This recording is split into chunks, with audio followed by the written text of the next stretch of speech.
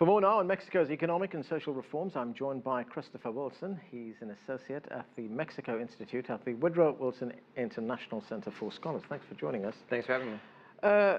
When we look at this proposal from President Pena Nieto, it's something of a surprise to a lot of people, the fact that he wants to increase social spending, talking about a national pension, unemployment insurance, financed by a tax on the wealthy. Is that going to placate the left? I think in a certain sense, yes, absolutely. You know, during with the energy reform and the education reform that are also sort of underway, being processed right now, the challenges come from the left and from the streets. There are protests in Mexico City. And so, you know, if they had gone ahead and done adding the value-added tax to food and medicine, which was another possible avenue for this reform, that would have been one more thing to sort of throw gas on the fire. This is a way to soften the blow and to maybe put the pressure this time on the wealthier and the middle class in Mexico. Right, talking about pressure, does this lessen the pressure on the president now on his plans to privatize parts of the Mexican oil industry? I think it softens it a little bit by balancing out which sides will be feeling the heat from which reforms. But nonetheless, this won't take away the fact that energy is a sensitive issue in Mexico. It's sort of touching a sacred cow that will continue to create protests in the street and be controversial. You know, when you talk about energy in Mexico, I mean, there is some kind of general agreement in Mexico that Pemex, the state-owned oil industry, is inefficiently run. There's a lot of corruption in it. But these divisions are very big.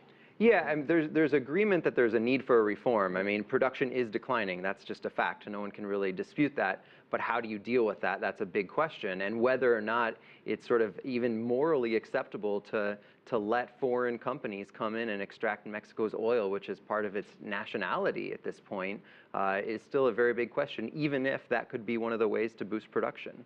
Right. To what extent is the economic slowdown in Mexico affecting the president's decision? Because, especially that on taxation, he's withdrawn, as you pointed out just now, the widely expected sales tax on food and medicines. The economy shrank by 0.7% in the second quarter, and there is a feeling that it's going to struggle to get to the 1.8% that is being talked about. Yeah, I think that's right. I mean, you know, Mexico, the new president's really, he had a lot of momentum in the first few months of his presidency. In the last month or so, we've seen protests are up on the streets. We've had economic data come out that doesn't help him. So there's a challenge there. But nonetheless, they are, in a large respect, sticking to their plan, which was to pass all these major reforms. And so there still is a lot of legislative momentum building with the reforms. If they can just hold the political coalitions together to make these things pass, I think there's hope that that will boost investment and therefore boost economic growth in the next year. That's right. There's a lot of give and take here, trying to hold those coalitions together. I mean, he's going to go ahead with these taxes on sugary drinks, the carbon tax, as well as the capital gains tax. Yeah, that's right. There's sort of there's something in there for everybody. You know, there's health issues, there's environmental issues, there's going after the rich. There's sort of a populist underpinning to some of the tax plan. But at the same time, it's very real. It's not just sort of fluff. This is a real reform, possibly bringing up to 3% more of GDP in income to the government within the next 5 years. I think that's ambitious, but possible.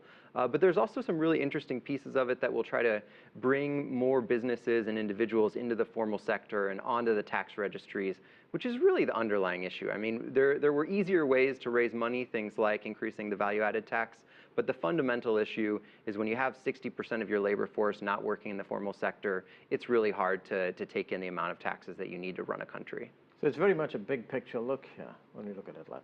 I think so. It's all the stuff that wasn't easy. There are lots of little details. We're taking out lots of exemptions. We're taking out some of the special regimens for income tax that give companies as well as individuals ways to evade paying their taxes. So it's getting rid of some of that stuff. It won't be easy because there's still a lot of complexity in the system, but this really is a step in the right, or a few steps in the right direction in that sense. You know, there have been thousands of people out on the streets. We've had the demonstrations by the teachers. We had the demonstration yesterday. Thousands of people on the streets. But do those numbers translate into political clout? Do they have the means to change things politically? Well, the really interesting thing has been that you know, the people in the street have not necessarily been perfectly allied with any of the major political parties. It's sort of been offshoots of its own. It's been the radical wing of a teachers union, not even the main teachers union. That was really the basis of the protest in that sense. On taxes, it'll be a different set of players. On energy, it's the traditional left, much more so. But you nonetheless, even though you've had some real strong opposition from the streets, you've had a lot of consensus among the major political parties. At least 2 major political parties, including the government, the president's party, have been on board for all of these reforms. That's a lot of weight in your direction. Christopher Wilson, thanks for joining us, sir. Thanks a lot.